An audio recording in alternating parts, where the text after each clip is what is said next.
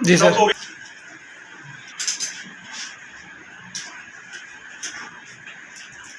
Present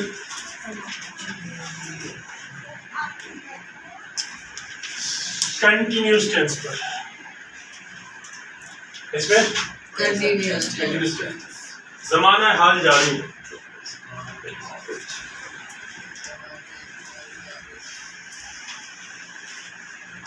इसका जो formula है वो है subject helping verb plus fourth form of verb plus object. असल में ये फोर्थ फॉर्म जो है ये फर्स्ट फॉर्म प्लस आईएनजी है। क्या है? हम पाकिस्तानियों ने इसका नाम रख दिया है फोर्थ फॉर्म। वैसे अंग्रेजों के मुताबिक फोर्थ फॉर्म है ही नहीं, गोरों के मुताबिक फोर्थ फॉर्म नहीं है।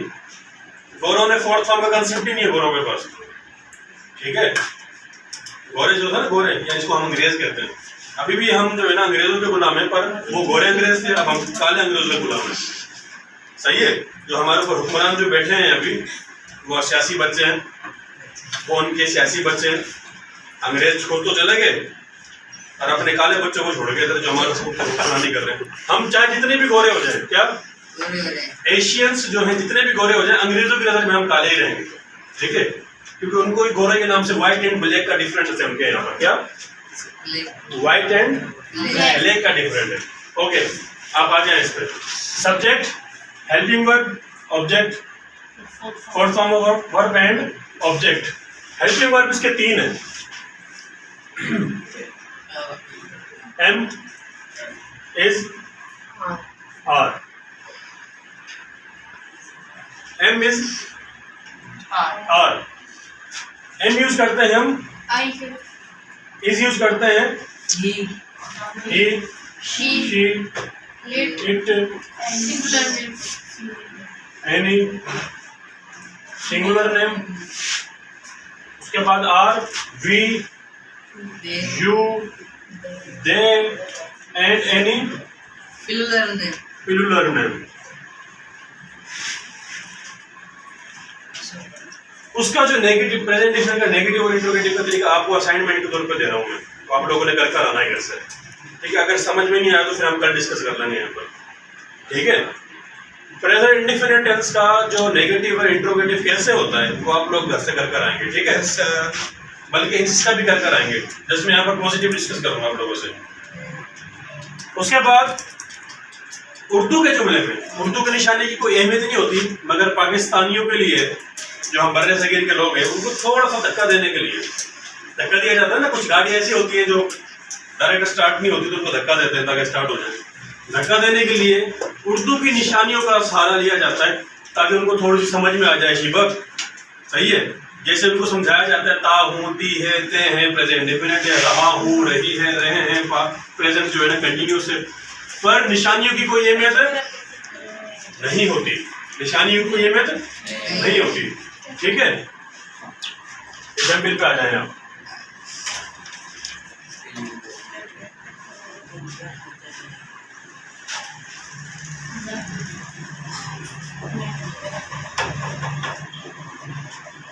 मैं खत लिख रहा हूँ, वो खाना पका रही है। इनकी अंग्रेजी कैसे होगी? You have to convert it into according this formula. First of all, what thing you should have to put, that is the subject. Continuous के अंदर आईएनजी का इजाफा होता है, यहाँ पे नहीं होता। फोर्थ फॉर्म है ना मार्क भाई, फोर्थ फॉर्म ये फर्स्ट, इसको हम फर्स्ट फॉर्म प्लस आईएनजी भी कहते हैं। बच्चे में टैलेंट है, पूछ रहा है। इधर जैसे गधे भी बैठे हैं जो पूछ ही नहीं रहे, भले बहुत सारे सवाल अंदर ही मिक्स हो जाए, कबर तक चले जाएंगे, हमारे पर पूछना नहीं सही है। पूछ लेना चाहिए अगर कोई सवाल आपके जहन में है तो।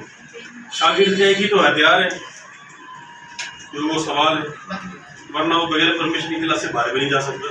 जा सकता है? नहीं जा सकता, भले जितना तेज आ रहा हो, जब तक उस्ताद आपको परमिशन ना दे। शायद हुआ था ना एक बार तो आपके घर से निकल गया था दीवार में, मतलब मैं खत लिख रहा हूँ, इसको आपने फार्मूला के मुताबिक कन्वर्ट करना है। ठीक है, सबसे पहले क्या है? सब्जेक्ट। सब्जेक्ट किसे कहते हैं?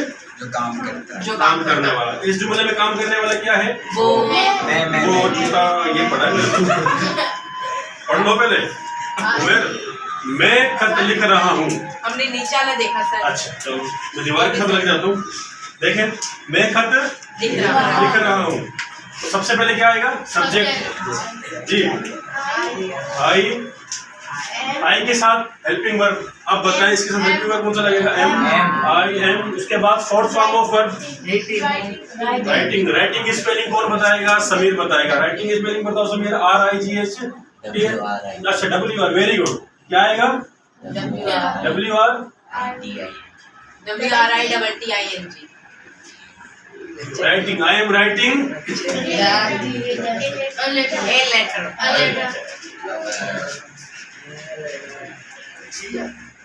इसको नेगेटिव करने के बाद शांति रहेगी। हेल्पिंग वर्ब से नॉट लगा दो, आई एम नॉट हो जाएगा। इसको इंट्रोगेटिव करना है, एम को शुरू में लगा, आखिरी में क्वेश्चन मार्क लगा दो, इंट्रोगेटिव बन जाएगा। उसके बाद इसको करना है कन्वर्ट। मोशन नहीं बताते यार, वो खाना पका रही है और आपकी नजर उस खाने पे ही है जी।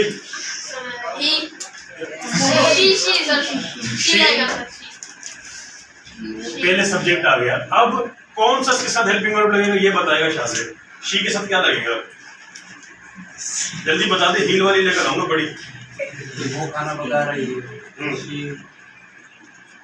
इतना सोचा क्यों बैठा है? हाँ वो ठीक है। She is. उसके बाद फोर्थ फॉर्म खिजर। कौन सा काम हो रहा है इधर? और पकाने को क्या कहते हैं पहले ये बताएं हमजा। कुकिंग। वो तो फोर्थ फॉर्म में है। ठीक है, कुकिंग। खाने को क्या कहते हैं उमेर? यार मौसम से पूछो खाने का। चलो आप बता दो। फूड। हाँ आपको तो अच्छे से पता होगा।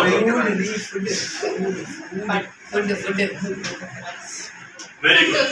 इसमें से कोई सवाल हो तो पूछो।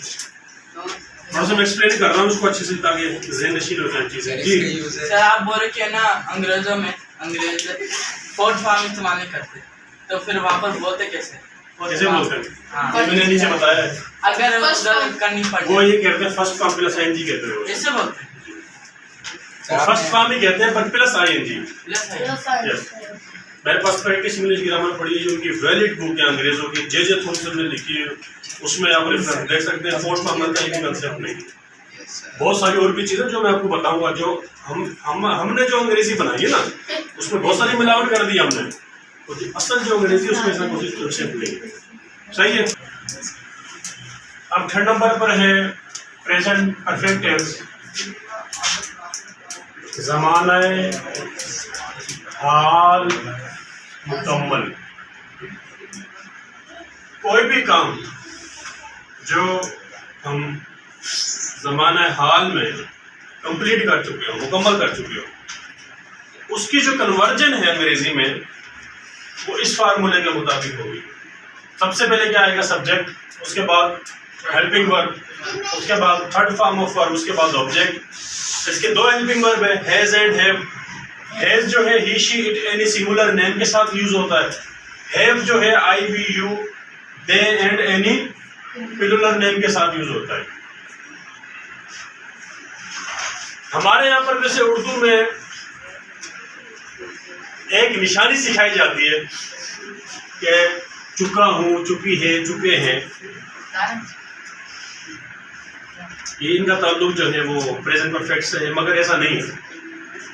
ऐसा नहीं। अगर मैं खाना खा चुका हूँ कि मैंने खाना खाया है, कोई फर्क है जुमले में?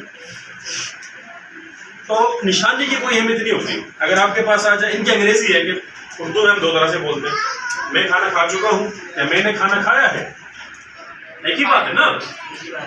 मैंने क्रिकेट खेली है या मैं क्रिकेट खेल चुका हूँ, एक ही बात। इस तरह के जुमले आपके सामने आ जाए जहाँ पर आपको लगे कि ज़माने हाल में काम कंप्लीट हो चुका है, तो उसको हम इस तरह से कन्वर्ट करेंगे। मगर उसके लिए शर्त है कि आपको वर्ब की थर्ड फॉर्म आनी चाहिए। जब तक आपको वर्ब की थर्ड फॉर्म याद नहीं होगी तो परफेक्ट के टेंसेस को आप कन्वर्ट नहीं कर सकते। थर्ड फॉर्म का आना जरूरी है। जो मैंने अब तक आपके पास लिखवाए हैं 80-90 जो भी है, तो उन वो इसलिए ही सिखाएं ताकि आप इजीली कन्वर्जन कर सकें। ये चीज़ आपके जहन में होगी तो आप इजीली ट्रांसलेशन कर सकेंगे ना। बिल्कुल एग्जाम्पल, वो सांप मार चुका है, फार्मूले के मुताबिक कन्वर्ट करना है हमने। सबसे पहले इसमें देखना है आपने क्या है, फार्मूले को फॉलो करना है। जब भी कन्वर्जन करो you have to follow the formula. Subject कौन सा है इसमें? जी शाजिद जी, सब्जेक्ट कौन सा है? सब्जेक्ट SUB, सब्जेक्ट कौन सा है इधर? पहले उर्दू में आप सर्च करें उर्दू क्या है वो। अब वो क्या अंग्रेजी में हाथ बताओ। वो जो है लड़के के लिए यूज हो रहा है यहाँ पर ही, ठीक है। सबसे पहले हमने ही लगा दिया। अब आप ये बताएं ही के साथ कौन सा हेल्पिंग वर्ब लगेगा। जब आप सब्जेक्ट को फाइंड कर लेंगे तो उसके बाद हेल्पिंग वर्ब करने में आपको आसानी होगी। अब ही आ गए ना इधर, अब ये सारे लिखे पड़े हैं इधर। अब ये देख ले कौन सा हेल्पिंग वर्ब लगेगा, हेल्पिंग वर्ब कौन सा लगेगा? ही के साथ क्या लगेगा? Has, he has. अब हेल्पिंग वर्ब लग गया। अब ये दो चीजें हो चुकी। तीसरा क्या है? Third form of verb. क्या है तीसरा? Third form of verb. अब आपने यहाँ पर वर्ब देखना है कौन सा है, काम कौन सा हो रहा है? मारने का। कौन सा काम हो रहा है मैं? मारने का। अब क्या मारा जा रहा है? सांप। सांप मारने के लिए क्या यूज होगा? किल। और किल फर्स्ट फॉर्म है killed, killed. He has killed. अब आ जाओ ऑब्जेक्ट पर। ये तीन चीजें हो चुकी, चौथी रह गई ऑब्जेक्ट। अब बताएं क्या चीज हमारी जा रही है? सुने। बात समझ में आ रही है? मुश्किल आसान है? कल पता चल जाएगा जब मैं बुलाऊंगा यहाँ पर, असाइनमेंट दूंगा ना आपको, फिर पता चल जाएगा। इस तरह एक्सप्लेन करना है अपने आगे यहाँ पर, इस तरह एक्सप्लेन करना जिस तरह मैं कह रहा हूँ, ठीक है ना जी? स्पेशल आपने दाल लगाया, मैंने एनिमल नहीं लिखा ना। अगर मैं एनिमल लिखता कोई जानवर मारा, एक स्पेशल जानवर का नाम लिखा है ना, सही है ना? तो मैं लिख देता हूँ कलर के साथ आप नहीं लगाएंगे। आप स्पेशल कलर कोई भी हो, ब्राउन हो ब्लैक हो, फिर आप नहीं लगाएंगे इस तरह से। बात समझ में आ रही है? कंट्री मैंने लिखा तब नहीं लगाएंगे आप। अब कंट्री आपने कोई मुल्क का नाम लिखा है, पाकिस्तान या मेरे हिंदुस्तान, सही है? बात समझ में आ गई?